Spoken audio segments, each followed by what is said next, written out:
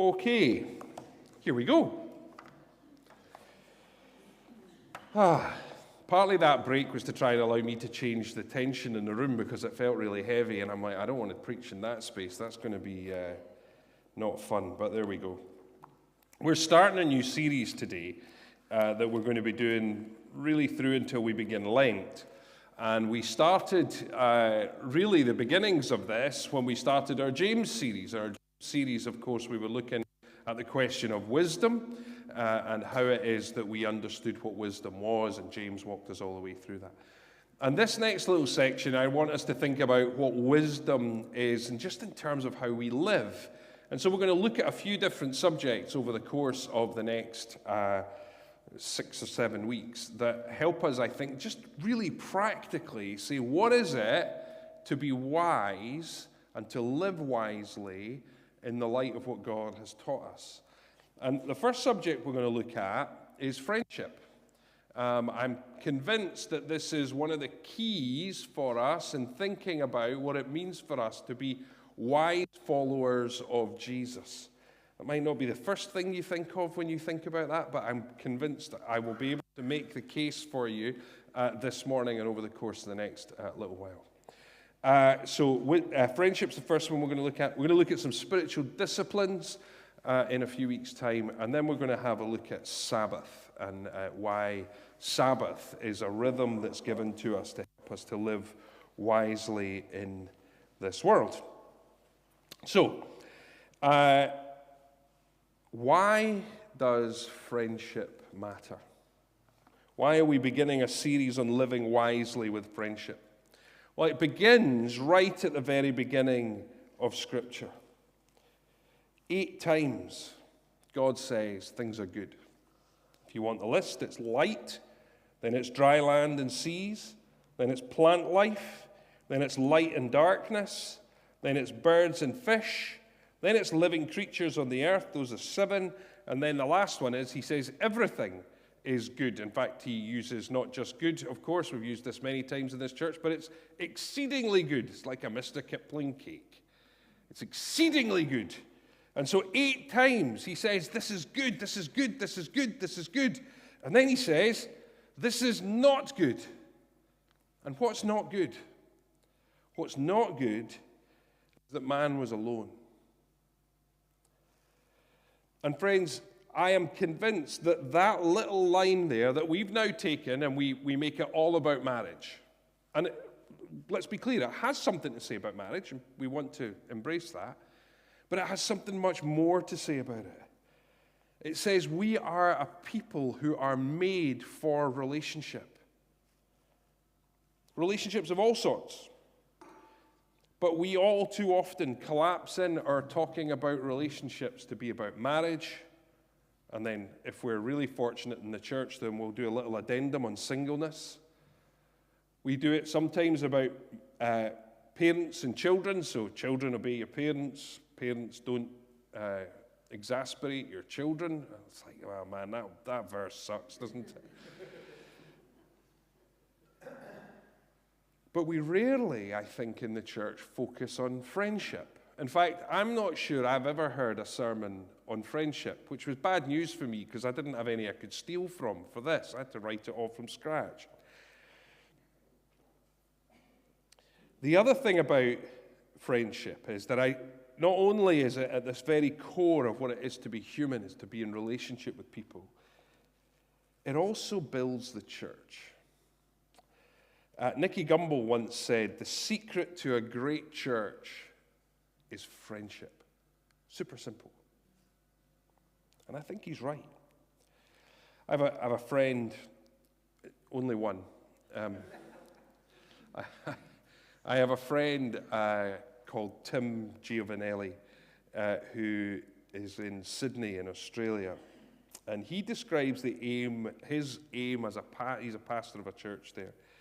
And he says that his aim as the pastor of the church in building his church is not as a community of ideas, but as a community of friends who do life together.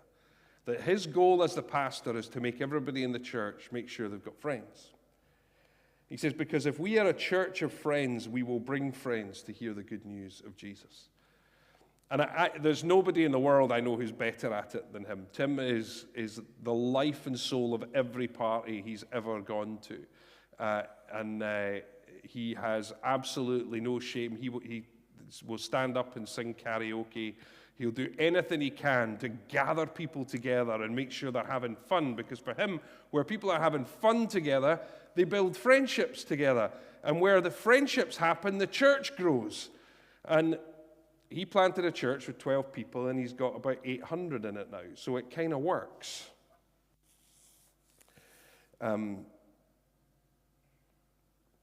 Friendship builds the church, and friendship brings people to Jesus. My story is that. So I normally tell the story in the slightly humorous way, which is, why did you go to church? I went to church because I was chasing a girl, right? And so I chased a girl. It turned out it was Karen's best friend. Yeah. You've heard that story before, and if you haven't, you don't need to hear it. It's fine. I am not the hero in that story.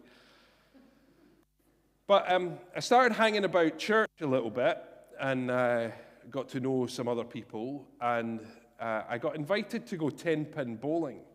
It's an awfully Christian thing to do. At least it was back in the late 90s. And I thought, right, all right, sure, I'll go bowling with these people. So it was a guys' bowling trip, so go with all these guys. And I've got to be honest, I turned up and I went, oh my word. They are everything I thought a boring Christian would be, like nerdy, weedy, slightly odd guys. And so I spent the evening bowling with them. I was desperately trying to win. And I began to observe something.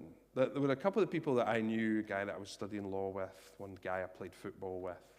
And the rest of the guys I didn't really know. And yet, there was this incredible bond between them.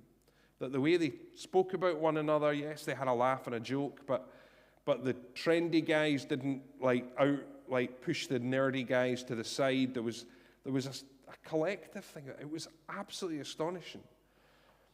And in that bowling alley that night, I learned something about who God was. I couldn't have expressed it like that in that moment, but I knew there was something different about that place because of the way that they related to one another. How are people going to find faith? One of the ways we do it is just bring them around the church community. Look, we are not perfect. Some of you are, most of us are not. And yet, I'm convinced we hold something in here that is what the world is looking for. A place to belong, a place where you're honored for who you are, not for who you might be or what you can do for people. And actually, bringing people into connection with that, into contact with that, actually offers the opportunity to say, there's a place for you to belong. Why does friendship matter? Because the Bible tells us it matters. Because it builds the church. And because it helps people find faith. But friendship's also not just something we can talk about in the church in a vacuum. It's also something that's culturally rich, something that matters. And so we don't get to somehow swim in some clear water that isn't infected by whatever's going on in the world. The waters of this culture are messy, and they're the ones that we swim in. 24% of Britons say that they have no close friends. 1 in 4. Among men, that's over 30%. The NHS understands that this is a problem because loneliness is associated with a greater risk of cardiovascular disease, dementia, stroke, depression, anxiety, and premature death. A guy I know, Phil Knox, has written a book on friendship, and he's got a chapter that says, it's better to eat a kebab with friends than a salad alone. Amen to that. For the avoidance of doubt, looking after your health is also good. So perhaps it should be eating a salad with friends is the best option of all. But there's an epidemic of loneliness in our culture, an epidemic of a lack of friends in our culture, and that affects us too. And yes, it has health benefits, health impacts, but it also impacts our souls. So why is it that this exists? Sheridan Voysey says this, 4 things. Friendship is lacking because we are too busy, with not enough time to invest in people. We're really busy with work. We come home, we got very little energy and relational capacity left, and we spend what we have on our families often, for those of us that are in that situation, and there's nothing left for friendship. Mobility. Many of us have moved around regularly, and therefore it becomes hard to sustain friendships when you live further away from where you were. Shyness. We don't want to ask. We don't want to say, will you be my friend, right? Particularly as adults. It's what the kids do, right? In the playground, they first turn up, they go, will you be my friend? And that's one of the reasons in our culture that people don't have friends, because we're shy. We're afraid to ask to be friends with people. And then the way he puts it, romance gets all the oxygen. If you think about the music you like, can you name me a song about friendship? Maybe you can come up with one. Maybe you can come up with one or two, but think about how many you can compare that to with how many are about romance and love. Loads. Romance gets all the oxygen. We need to invest in friendship. But it's difficult because culturally, it's not an easy place for us to do. So what are we going to do about it? Well, let's have a look at what the Bible might have to say about a couple of these things. So the first is there are 3 words for love in the New Testament. We know this, right? Most of you who've been around church know this. In fact, there are some people who make an argument that because there are these 3 words, it's one of the reasons friendship's is a bad thing, but we don't have time for that. We'll get to that another day. So, we have agape. This is the pure, holy love of God, right? This is what Jesus expresses to us on the cross, agape love. We have eros love, from which we get the word erotic. It's romantic love. And we have philia, the love of friendship. And we have seen these often in history as agape love, very good. Eros love, typically bad, particularly in the church. We're very skeptical of that. And then philia is like, meh. It's just a kind of meh. But it's not the case. All of these kinds of love have an important place in our lives. C.S. Lewis says this. He says, Eros will have naked bodies. Philia has naked personalities. We have the opportunity to share our lives one with the other that's far beyond kind of erotic sense that often we are gravitated towards in our culture. The Bible sees that filial love, that friendship love, is just as important as all the other kinds of love that we can express. We need to learn how to do that well in our church community. That means, how do we not just express love within our marriages? And often this is the conversation that takes place. Well, my wife's my best friend, which is fine, except all the evidence says that marriages flourish when we have strong friendships outside of marriage, because a marriage is not meant to also bear the weight of being simply your best friend. We also need to understand what is the place for those who are not married in our church community. How do we make sure that we don't have this little silo of those who are married and have families or what have you, and those who are single, and the single people can all be friends with one another, and then the married people can just get on with their own lives. And we never say that from up here. But can we be honest and say that we often live like that?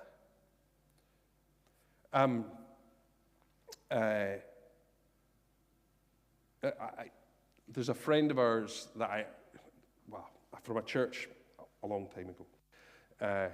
There's me trying to cleanse the names from it.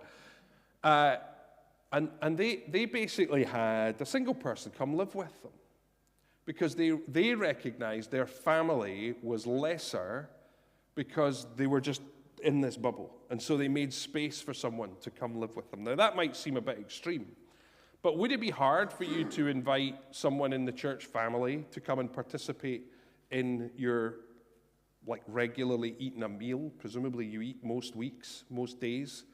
Like, could you invite someone to just come and say, do you want to come on a Wednesday night and have a meal with us? Not fancy, we're not cooking a fancy dinner, we need to eat, you need to eat. Do you want to come and join us? Only, not because we're doing something super hospitable, but because we're investing in friendship.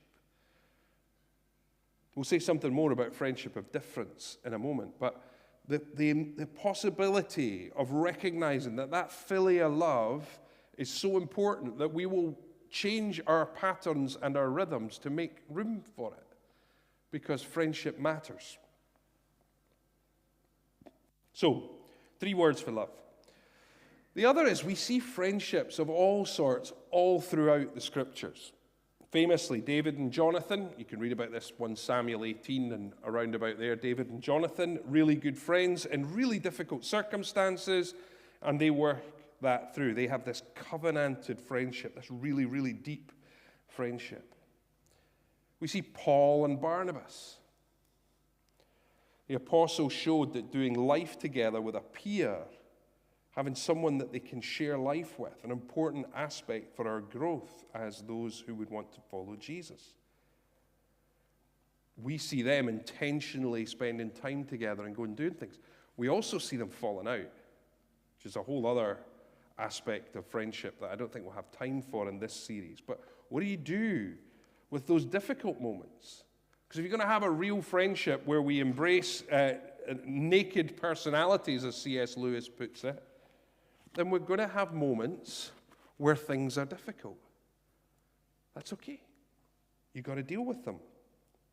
We see Ruth and Naomi, an unlikely friendship that shows devotion and protection of the legacy of a family. A few years ago, we looked at the friendships of Shadrach, Meshach, Abednego, and Daniel, pressed together in a time of great challenge and difficulty. To what I was just talking about with single people and families, we see Paul have a strong relationship with Priscilla and Aquila. Many, many examples in the Bible of friendship that moves the story, the redemptive story of God on, because friendship's so important. The last one in this section. Jesus and the disciples. Jesus had 72 that were obviously close enough that he knew them well enough to send them out. But he had 12 that spent a lot of time with him. And can we just pause for a moment and think about just how bizarre that 12 were? You know, you got some ordinary ones, some who knew one another. They were fishermen. That's fine. Okay, great. From the same kind of area that Jesus was from, that's fine. Maybe they'd run across one another. But then we get Matthew the tax collector. Oh, not so sure about him. He must be a slightly shady character. But okay, we'll let you have one shady character. But then Jesus says, no, the other guy that we're going to have here, we're going to have Simon the Zealot at the same time, okay? So Matthew is the guy who's working with the Romans and lining his own pockets at the same time. Simon is a nigh-on terrorist trying to make sure, or a freedom fighter, because that's all about perception, trying to see Israel liberated from the Romans. And suddenly Jesus says, I've got a great idea. I'm going to have 12 close guys, and we're going to put them both in the same place. What could possibly go wrong? Always fascinates me that Jesus also chose Judas in that moment, in that 12. But he also had 3 closer friends, John, Andrew, and Peter. And then it seems that whether it's just John's perception or whether it was real, he had a particularly close friend. Maybe John was just a bit needy and said, I'm the one he loves, but I think there's more to it than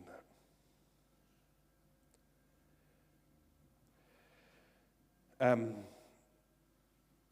It matters that friendships are different. What we're not looking for here is to become some monochrome culture where everyone is the same, thinks the same, behaves the same, looks the same. In fact, I think the church creates a space for people of difference to become really good friends. If I think about our church in Aberdeen at one point, we had our little church. We had a woman called Hannah in our church, who was brilliant. And then we had this other lady, Ruth, joined our church. And I actually was a bit nervous because I thought, oh, no.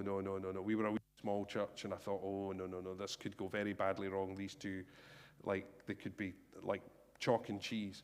Anyway, they became best pals. And Ruth ended up being Hannah's bridesmaid. And I'm like, every time I saw them together, I just scratch my head and go, I don't understand that. I've got no idea. Hannah was a bit wild and crazy, and Ruth seemed really buttoned up and conservative. And I'm like, that's just not going to work. There's just nothing there. And yet, they loved one another, and they actually showed me something of what Jesus does, which is bring together people who are completely different and say, go live your life together, encourage one another, bless one another. Just a brilliant way to see how it is that we can become friends with those who are, at least on the face of it, quite different than us. I don't have my clock up there today, so we're doing all right. So some practical applications. What's the point of having this wisdom for life stuff if we're not actually going to think about how we do this? I want to look at three things. One is a theory. It's called Dunbar's theory. We have a picture. I think I've shared this here before about something else. So Dunbar says that we all exist in different spaces, social spaces, and that it works in these various ways. So we can have, according to Dunbar, we can have 5 loved ones, 5 people that are really, really close to us, that we have the relational capacity for that. Then we can have 15 good friends. Then we can have 50 friends, 150 meaningful contacts, 500 acquaintances, and 1,500 people that we can actually facially recognize.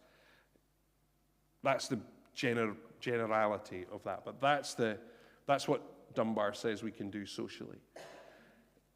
The numbers almost don't matter, but what I want to say to us is there are different kinds of friendships, and that matters. So not everyone can be in this inner circle. And actually, it's not healthy to try and bring everyone into that inner circle, because what you share with people in that space, what you offer to people in that space, that naked personality that C.S. Lewis talks about, you can't do that with everyone. It would be exhausting and quite unhealthy. And so it's okay to have some other friends that you have that are a bit further out, that you share other things with, but there's parts of your life you don't talk about with. I've got some friends I go away with once a year, and we talk about anything and everything. And they'll ask me all the difficult questions. How's your marriage? How's your health? Are you doing any exercise? You look fat, Glenn. All these kinds of things. I'm not sure I wanted you to laugh at that, but we're probably right to do so. They ask me all the difficult questions, and they pretty much have permission to do that. But if just a random group of us pop down to the pub on next Friday evening and started asking me those questions, I think I might just leave my beer and go home. I'd be like, who do you think you are? And that's okay, right? We have different levels of friendship. It's okay to have some people that we just go and hang out with and we have fun with. It's okay to do that. And friendship is not lesser in these other spaces. It's just different.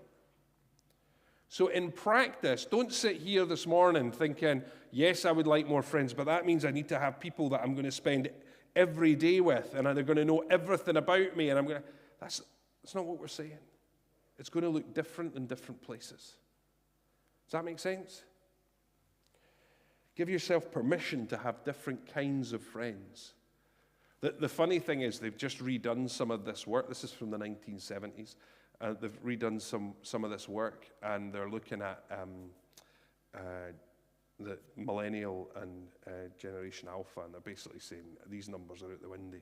like they're completely different, that they've got huge capacity for meaningful contacts and almost no capacity for close friends. It's a completely different thing. So there's some shift going on there that's far beyond my ability to reason and understand, but that's where we are just now. Have different kinds of friends. But the challenge then comes, well, how do you make friends, right? And now, this feels a little bit like primary school, right? You know, when we send our kids off to school, we all long that they would have friends, right? We stood here last week and prayed for Zoe, and one of our big prayers is, Lord, give her some friends, some good friends that she can meet up with. And for those of you who've been praying, she's met a couple of people who she's getting on really well with, so that's awesome. But making friends is hard work. How do we do it? You know, when you first turn up in a brand new place and everybody's new, like I remember going to university 30 years ago, and I turned up in halls of residence, and I knew nobody that was staying in these halls of residence. And I'm like, what am I going to do? What am I going to do? And then the guy that was moving into the room 2 doors down from me, I saw him walking in with a pallet of Tennent's Lager on his shoulder. And I went, he'll do for me. And I went off and I said, can I help you with your bags? And off we went. And Mark and I are still friends today. But that was because we're both in this situation. I don't know anybody. You're going to become friends or not. And so we had to do that. But the harder thing is just in the regular course of life, how do you go about this? 3 observations people have made is it takes risk. You have to make yourself vulnerable in some ways. Inviting someone for lunch, saying, would you like to go for a coffee? That's vulnerable, because they might say no. But my suspicion is the vast majority of people in here would love to be invited to go for a coffee, or to come for tea, or to go for a walk, or whatever. We got asked last year, why was there so much free time in the Saturday afternoon of the weekend? And some of you will ask exactly the same question when you see the program for a couple of weeks' time. And this is the reason. Because we want to create space where you can just be with one another and hang out and discover, oh, I quite like you. Oh, it's funny. We both like, I don't know, whatever. So Zoe going away, trying to find friends, using Instagram. It was weird anyway. But it turns out there was a girl in Dorset also going to this YWAM thing who was a Formula One fan. Zoe's like, oh, that's awesome. She's a One Direction fan, which is bad news, but Zoe also likes them. And she's going to study medicine in September when she comes back. So Zoe's like, she can be my pal, because look, we've got 3 things in common. She's not here anymore, so I can tell stories about her, because I didn't like doing it when she was here. So it takes risk. You've got to be willing to say this. It takes time. You're going to have to prioritize making a friend over something else. Our lives are all scheduled. Very few of us have loads of spare time just rattling around going, I got nothing to do with it. If you want to make friends, you're going to have to sacrifice time for other things. So you've got to take a risk, you've got to take time, and it's going to take effort. It will cost you something. You will have to put yourself in the place of removing one thing to do another. It will take you being willing to take down some barriers and open your life to other people. This really does sound like teaching you to suck eggs, but it really does matter. If we want to become a church that is committed to friendship, then we will have to risk, we'll have to take time, and we'll have to take effort. Here's the last thing I want to say. Friendship is important because discipleship is important. There are no solo Christians. We're not built for that. We're not built to be people who walk alone with Jesus. There's that old saying that I don't even know where it comes from. It's one of those cheesy ones that you see on people's walls, kind of up there with live, laugh, and love. That's the one.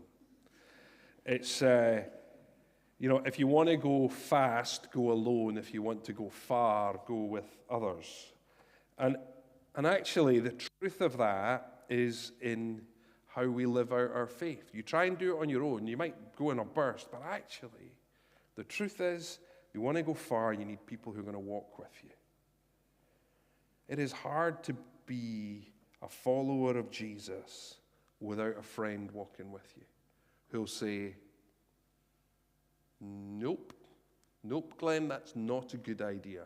You shouldn't do that. Without someone who you can ask to say, what do you think about this? I'm really struggling with this. This is weighing me down.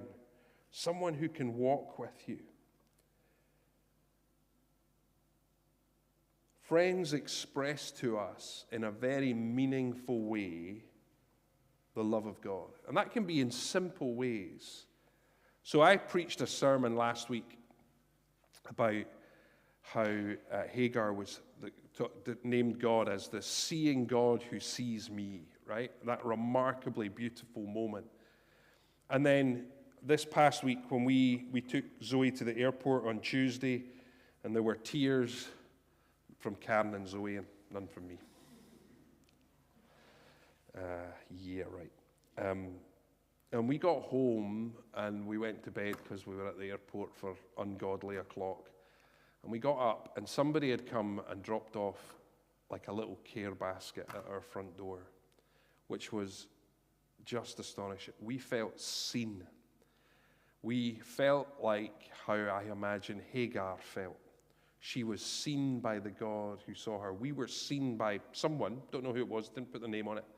I'm refusing to do the investigation to figure it out. But someone saw us and expressed to us the love of God. That was a profound act of friendship, even if I don't know who it was.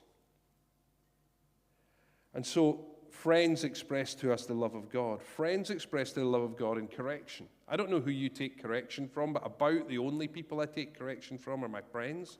I definitely don't take it from my wife. That leads to a fight, right? She says, you're doing that wrong. And I go, no, I'm not. I'm fine. When my friends say you're doing that wrong, I go, yeah, you're right. How do I deal with this?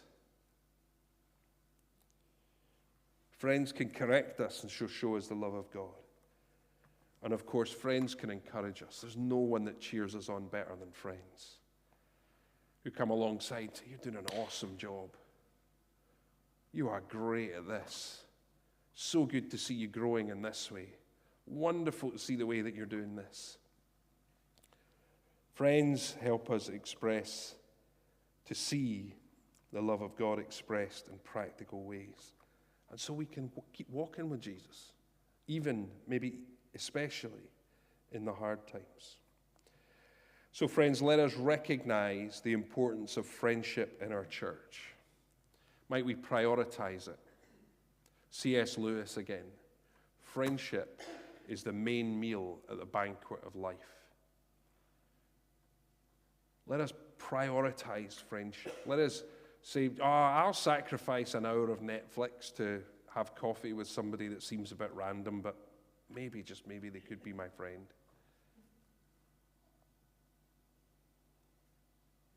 Because it's good for our health.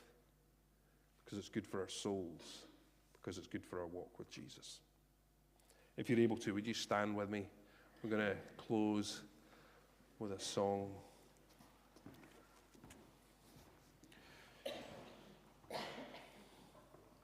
Father, we thank you for the gift of friendship, gift of relationship. Thank you that we were made for one another. Thank you that you have made us that way. And as we listen to these simple reminders this morning, would you help us to put it into practice, to build friendship, to become a community where we make friends and invite friends. Help us with it, Lord. In Jesus' name, amen.